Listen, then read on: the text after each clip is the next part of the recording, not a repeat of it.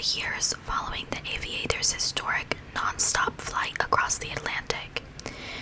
It was not to be. In 1932, a crime took place that stunned the nation and made the Lindberghs and their ensuing tragedy front-page news for months to come. Charles Augustus Lindbergh Jr., 20-month-old son of the famous aviator and Anne Morrow Lindbergh, was kidnapped about 9 p.m. on March 1st, 1932, from the nursery on the second floor of the Lindberghs' home near Hopewell, New Jersey. The child's absence was discovered and reported to his parents, who were then at home at approximately 10 p.m. by the child's nurse, Betty Gow. A search of the premises was immediately made, and a ransom note demanding $50,000 was found on the nursery windowsill. After the Hopewell police were notified, the report was telephoned to the New Jersey State Police, who assumed charge of the investigation. During the search at the kidnapping scene, traces of mud were found on the floor of the nursery. Footprints, impossible to measure, were found under the nursery window. 2 sections of the ladder had been used in reaching the window. One of the 2 sections was split or broken where it joined the other, indicating that the ladder had broken during the ascent or descent. There were no bloodstains in or about the nursery, nor were there any fingerprints. Household and estate employees were questioned and investigated. Colonel Lindbergh asked friends to communicate with the kidnappers, and they made widespread appeals for the kidnappers to start negotiations. Various underworld characters were dealt with in attempts to contact the kidnappers, and numerous clues were advanced and exhausted. A second ransom note was received by Colonel Lindbergh on March 6, 1932, postmarked Brooklyn, New York, March 4th, in which the ransom demand was increased to $70,000. A police conference was then called by the governor at Trenton, New Jersey, which was attended by prosecuting officials, police authorities, and government representatives. Various theories and policies of procedure were discussed. Private investigators also were employed by Colonel Lindbergh's attorney, Colonel Henry Breckinridge. The third ransom note was received by Colonel Lindbergh's attorney on March 8th, informing that an intermediary appointed by the Lindberghs would not be accepted, and requesting a note in a newspaper on the same date. Dr. John F. Condon, Bronx, New York City, a retired school principal, published in the Bronx Home News an offer to act as a go-between and to pay an additional $1,000 ransom. The following day, the fourth ransom note was received by Dr. Condon, which indicated he would be acceptable as a go-between. This was approved by Colonel Lindbergh. About March 10th, 1932, Dr. Condon received $70,000 in cash as ransom and immediately started negotiations for payment through newspaper columns using the codename Jafsy. About 8:30 p.m. on March 12th, after receiving an anonymous telephone call, Dr. Condon received the fifth ransom note, delivered by Joseph Barone, a taxi cab driver who received it from an unidentified stranger. The message stated that another note would be found beneath a stone at a vacant stand, 100 feet from an outlying subway station. This note, the sixth, was found by Condon as indicated. Following instructions therein, the doctor met an unidentified man who called himself John at Woodlawn Cemetery, near 233rd Street and Jerome Avenue. They discussed payment of the ransom money. The stranger agreed to furnish a token of the child's identity. Condon was accompanied by a bodyguard, except while talking to John. During the next few days, Dr. Condon repeated his advertisements, urging further contact and stating his willingness to pay the ransom. A baby sleeping big suit as a token of identity, and a seventh ransom note were received by Dr. Condon on March 16th. The suit was delivered to Colonel Lindbergh and later identified. Condon continued his advertisements. The eighth ransom note was received by Condon on March 21st, insisting on completing compliance and advising that the kidnapping had been planned for a year.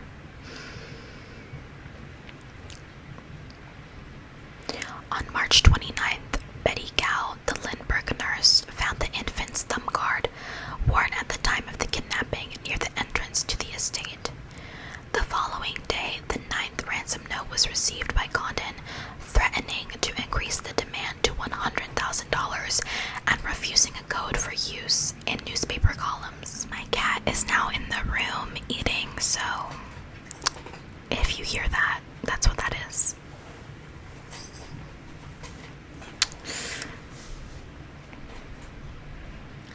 The 10th ransom note received by Dr. Condon on April 1st, 1932, instructed him to have the money ready the following night, to which Condon replied by an ad in the press. The 11th ransom note was delivered to Condon on April 2nd, 1932, by an unidentified taxi driver. Why did I turn southern all of a sudden? Taxi driver, not driver. Who said he received it from an unknown man. Dr. Condon found the 12th ransom note under a stone in front of a greenhouse at 3225 East Tremont Avenue, Bronx, New York, as instructed in the 11th note. Shortly thereafter, on the same evening, by following the instructions contained in the 12th note, Condon again met whom he believed to be John to reduce the demand to $50,000. This amount was handed to the stranger in exchange for a receipt and the 13th note, containing instructions to the effect that the kidnapped child could be found on a boat named Nellie near Martha's Vineyard, Massachusetts. The stranger then walked north in the park woods. The following day, an unsuccessful search for the baby was made near Martha's Vineyard. The search was later repeated. Dr. Condon was positive that he would recognize John if he ever saw him again. On May 12, 1932, the body of the kidnapped baby was accidentally found, partly buried and badly decomposed, about 4.5 miles southeast of the Lindbergh home, 45 feet from the highway, near Mount Rose, New Jersey, in Mercer County. The discovery was made by William Allen, an assistant on a truck driven by Orville Wilson. The head was crushed, there was a hole in the skull, and some of the body members were missing. The body was positively identified and cremated at Trenton, New Jersey on May 13, 1932. The coroner's examination showed that the child had been dead for about 2 months, and the death was caused by a blow on the head. On March 2, 1932, after a conference with the Attorney General, FBI Director J. Edgar Hoover had contacted the headquarters of the New Jersey State Police at Trenton, New Jersey. He officially informed the organization that the U.S. Department of Justice would afford Colonel H. Norman Schwarzkopf, the superintendent of the New Jersey State Police, the assistance and cooperation of the FBI in bringing about the apprehension of the parties responsible for the kidnapping. He advised the New Jersey State Police that they could call upon the Bureau of any facilities or resources which the latter might be capable of extending. The special agent in charge of the New York City office of the Bureau, which at the time covered the New Jersey district, was instructed accordingly, and upon instructions from the director, the special agent in charge communicated with the New Jersey State Police and the New York City Police, offering any assistance which the Bureau might be able to lend in this matter. During the next few weeks, the Bureau was acting merely in an auxiliary capacity, there being no federal jurisdiction. However, on May 13, 1932, the President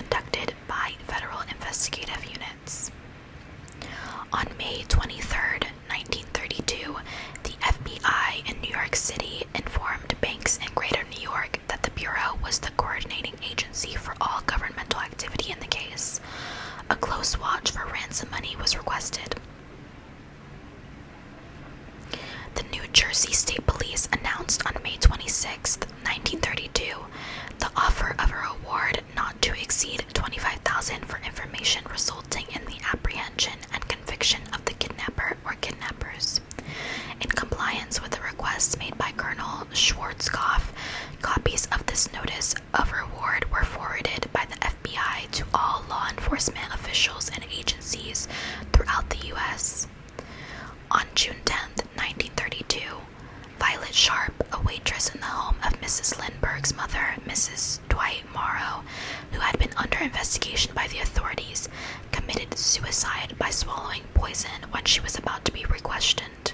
However, her movements on the night of March 1st, 1932 had been carefully checked, and it was soon definitely ascertained that she had no connection with the abduction. In September 1933, President Franklin D. Roosevelt stated in a meeting with Director Hoover that all work on the case be centralized in the Department of Justice. He requested the director to convey his views to Attorney General Cummings with the suggestion that the Attorney General make a request of the Commissioner of the Internal Revenue Service, either through the President or directly, for a detailed report of all work performed by the IRS Intelligence Unit. On October 19th, 1933, it was officially announced that the FBI would have exclusive jurisdiction in so far as the federal government was concerned in the handling of any investigative features of the case. The President's proclamation requiring the return to the Treasury of all gold and gold certificates was a valuable aid in the case, inasmuch as 40,000 of the ransom money had been paid in gold certificates, and at the time of the proclamation, a large portion of the money was known to be outstanding. Therefore, this phase of the investigation was emphasized. On January 17th, 1934, a circular letter was issued by the New York City Bureau Office to all banks and their branches in New York City, requesting an extremely close watch for the ransom certificates, and in February 1934, all Bureau offices were supplied with copies of the Bureau's revised pamphlet containing the serial numbers of ransom bills. The New York City Bureau Office distributed copies of the pamphlet to each employee handling currency in banks, clearinghouses, grocery stores in certain selected communities, insurance companies, gasoline filling stations, airports, department stores, post offices, and telegraph companies. Following the distribution of these booklets containing the serial number of the ransom currency, they were also prepared and similarly distributed by the Bureau currency keycards, which in convenient form set forth the inclusive serial numbers of all of the ransom notes which had been paid. This was followed by frequent personal contacts with bank officials and with individual employees in an effort to keep alive their interest. Prior to this time, the passing of ransom bills had been reported to either the FBI, the New Jersey State Police, or the New York City Police Department, none of which had complete information on this point. Therefore, arrangements were effected whereby investigation of all such ransom bills detected in the future could be immediately conducted jointly by representatives of the three interested agencies. One of the byproducts of the case was a mass of misinformation received from well-meaning but uninformed, highly imaginative individuals, and a deluge of letters written by demented persons, publicity seekers, and frauds. It was essential, however, that all possible clues, regardless of the prospect of success, be carefully followed, and it was impossible in the vast majority of instances to determine at the inception whether they would be material or false. On March 4th, 1932, a con man named Gaston B. Means was approached by Mrs. Evelyn Walsh McLean of Washington, D.C., who felt that she might be of material assistance to Colonel Lindbergh in procuring the return of his child. Mrs. McLean had become acquainted with Means as a result of some investigative work which Means had performed for her husband some years before. Means informed her that he felt certain he could secure a contact with the kidnappers, inasmuch as he had been invited to participate in a big kidnapping some weeks before but had declined. Means claimed that his friend was responsible for the Lindbergh kidnapping. The following day, Means reported to Mrs. McLean that he had made a contact with the persons who had successfully induced Mrs. McLean to hand over to him $100,000 to be used in paying the ransom, which he said had been doubled. Until April 17th, 1932, he kept Mrs. McLean waiting, daily expecting the return of the child. During this period, he purported to be effecting the negotiations with the alleged leader of the kidnappers, whom he called the Fox. Mrs. McLean finally requested the return of the $100,000 and additional money which she had advanced him for expenses. When he failed to do so, the case was turned over to the FBI. Means and the Fox, who was found to be Norman T. Whitaker, a disbarred Washington attorney, were apprehended, and Means was later convicted of embezzlement and larceny after trust and sentenced to serve 15 years in a federal penitentiary. Whitaker and Means were later convicted of conspiracy to defraud and were sentenced to serve 2 years each in a federal penitentiary. There were other attempted frauds which required extensive investigations before they could be completely eliminated from the consideration in connection with the Lindbergh case. In all, there were literally thousands of leads in all sections of the United States, which were followed to their definite conclusions by the Bureau. The results of all these investigations, no matter how trivial, were reported. The activities of the known and suspected members of the so-called Purple Gang of Detroit and various rumors and allegations concerning the gang were carefully and thoroughly investigated. Numerous registries of boats were examined in a fruitless endeavor to locate the boat Nellie, on which the baby was to have been found, according to the 13th and last ransom note handed to Dr. Condon at the time he paid the ransom money to John. Records of cemetery employees who were employed in various cemeteries in certain sections of New York City and near Hopewell, New Jersey, were examined. Information accumulated in various other kidnapping and extortion cases handled by the FBI was examined in closest detail and studied with particular reference to any bearing they might have upon the solution of the Lindbergh case.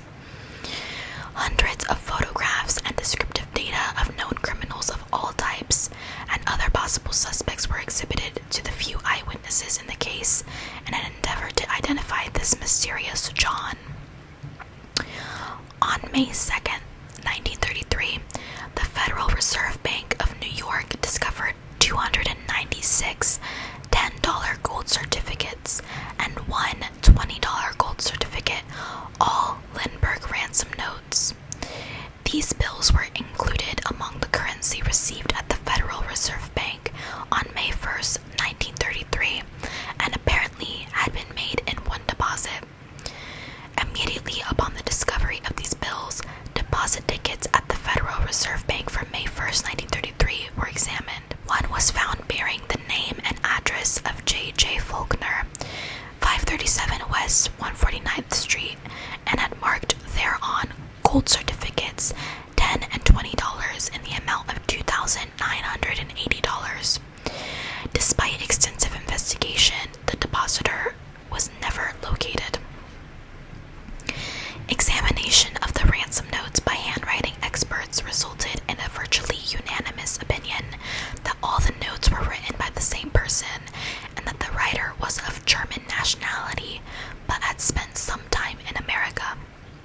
Dr. Condon described John as Scandinavian and believed he would identify the man. Spent considerable time in viewing the numerous photographs of possible suspects and known criminals. In this connection, the FBI retained the services of an artist to prepare a portrait of John from descriptions furnished by Dr. Condon and Joseph Perrone, the taxi cab driver who had delivered one of the ransom letters to Dr. Condon.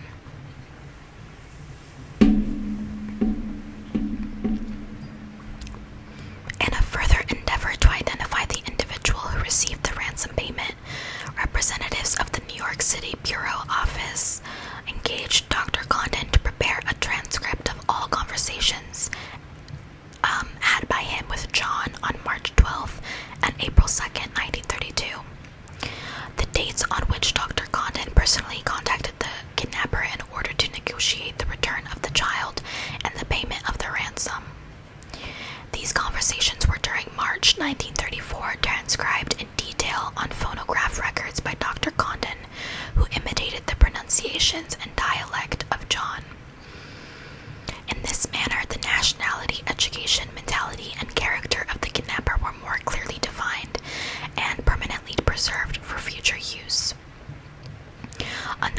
interesting attempt to identify the kidnapper centered around the ladder used in the crime. Police quickly realized that it was crudely built, but built nonetheless by someone familiar with wood who was mechanically inclined. The ladder had been thoroughly examined for fingerprints and had been exhibited to builders, carpenters, and neighbors of the Lindberghs in vain. Slivers of the ladder even had been analyzed, and the types of wood used in the ladder had been identified. Perhaps a complete examination of the ladder by itself by a wood expert would yield additional clues, and in early 1933, such an expert was called in. Arthur Kohler of the Forest Service, United States Department of Agriculture.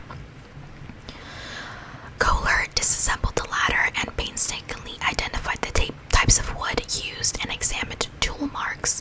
He also looked at the pattern made by nail holes, for it appeared likely that some wood had been used before in indoor construction.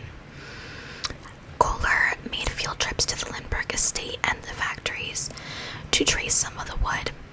He summarized his findings in a report and later played a critical role in the trial of the kidnapper. For a period of 7 months prior to August 20th, 1934, no gold certificates were discovered except for those received in the Federal Reserve Bank previously mentioned. Starting on August 20th, 1934, and extending into September, a total of 16 gold certificates were discovered, most of them in the vicinity of Yorkville and Harlem.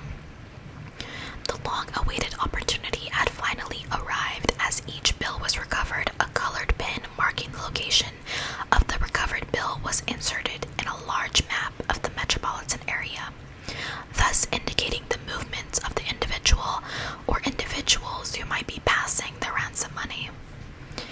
When the first few made their appearance, it was decided to concentrate on gold certificates, as experience had proven the futility of tracing the ordinary currency included in the ransom money.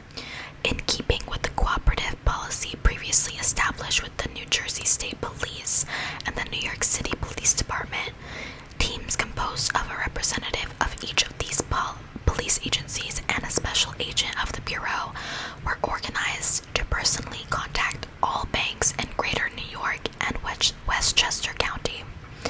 As a result, the various neighborhood banks discovered the bills close to the point at which they were passed, and it then became possible for the investigators to trace the bills to the person who had originally passed them. For the first time in history of the case, the investigators succeeded in finding the description of the individual passing these bills fit exactly that of John as described by Dr. Condon. It was determined through the investigation that the bills were being passed principally at corner produce stores.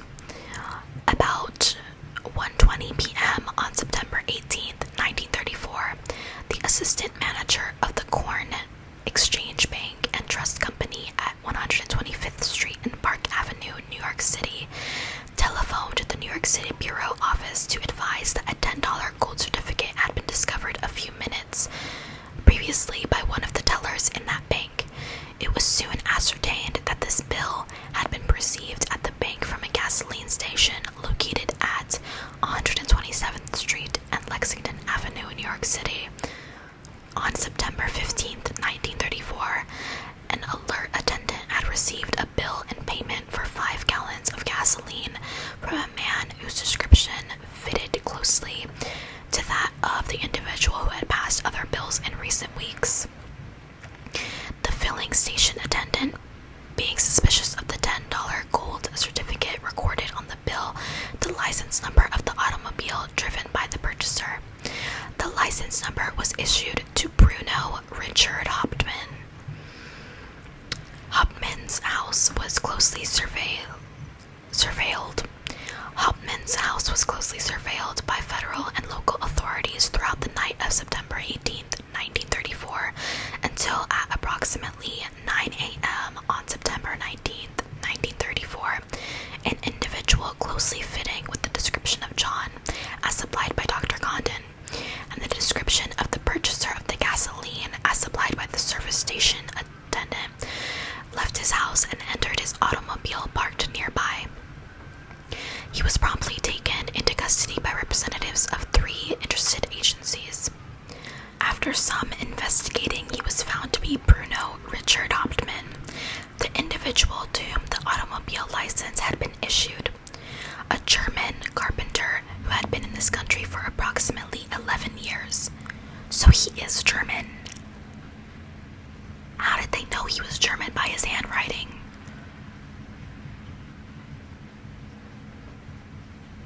Because it's not like... That's so interesting. A $20 gold ransom certificate was found on his person. His description fit perfectly to that of John as described by Dr. Condon, and in his house was found a pair of shoes which had been purchased with the $20 ransom bill recovered on September 8th, 1934. I'm going to show you the side-by-side picture because this drawing from Dr. Condon's description is actually really good. I feel like in a lot of these cases, I'm like, that looks literally nothing like the perpetrator, but this actually does look like him. Like, it actually is very good. Interesting, especially for back then. I feel like they were really bad back then. I don't know. Hauptmann admitted several other purchases which had been made with ransom certificates. On the night of September 19th, 1934, he was positively identified by Joseph Perrone as the individual from whom he had received the 5th ransom note to be delivered to Dr. Condon. The following day, ransom certificates in excess of 13,000 were found secreted in the garage of Hauptmann's residence. Shortly thereafter, he was identified by Dr. Condon as John, to whom the ransom had been paid. It was also ascertained that he was in possession of a Dodge sedan automobile which answered the description of that seen in the vicinity of the Lindbergh home the day prior to the kidnapping. Shortly after his apprehension, specimens of Hauptmann's handwriting were flown to Washington, D.C., where a study was made of them in the FBI laboratory. A comparison of the writing appearing on the ransom notes with that of the specimens disclosed remarkable similarities in inconspicuous personal characteristics and writing habits, which resulted in positive identification by the handwriting experts of the laboratory. Further investigation develops that Hauptmann, 35 years old, was a native of Saxony, Germany. He had a criminal record for robbery and had spent time in prison. Early in July 1923, he stowed away aboard the SS Hanover at Bremen, Germany, and arrived in the port of New York City on July 13th, 1923. He was arrested and deported immediately. After another failed attempt at entry in August, Hauptmann successfully entered in the U.S. in November 1923 on board the George Washington. On October 10th, 1925, Hauptmann married Anna Schofler, a New York City waitress. A son, Manfred, was born to them in 1933. During his illegal stay in New York City and until the spring of 1932, Hauptmann followed his occupation of carpenter. However, a short while after March 1st, 1932, the date of the kidnapping, Hauptmann began to trade rather extensively in stocks and never worked again. Hauptmann was indicted in the Supreme Court, Bronx County, New York, on charges of extortion on September 26th, 1934, and on October 8th, 1934, in Hunterdon County, New Jersey. He was indicted for murder. 2 days later, the governor of the state of New York honored the requisition of the governor of the state of New Jersey for the surrender of Bruno Richard Hauptmann, and on October 19th, 1934, he was removed to the Hunterdon County Jail, Flemington, New Jersey, to await a trial. The trial of Hauptmann began on January 3rd, 1935 at Flemington, New Jersey, and lasted 5 weeks. The case against him was